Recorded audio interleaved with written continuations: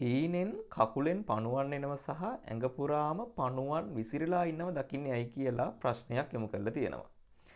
ටිකක් අප්‍රසන්න හීනයක්. මේක දකින්න කෙනා තමයි මේකේ නියම හැඟීම දන්නේ. ඒ වගේම එසේ මෙසේ බයක් නෙමෙයි හිතේ ඇති වෙන්නේ.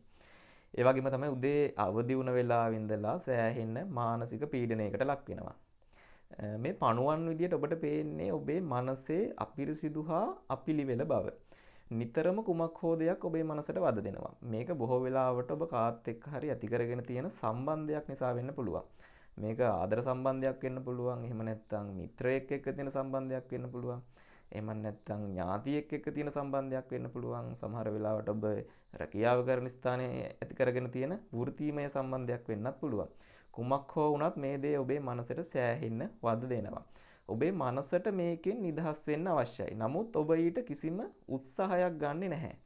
මේක ඔබ ඉදිරි ගමනට බාධාවක්. ඒ නිසා අනිවාර්යයෙන්ම මේ දේ ගැන හොඳින් කල්පනා කරලා මේකට සුදුසු පියවරක් ඉතා ඉක්මනින්ම ගත යුතුයි.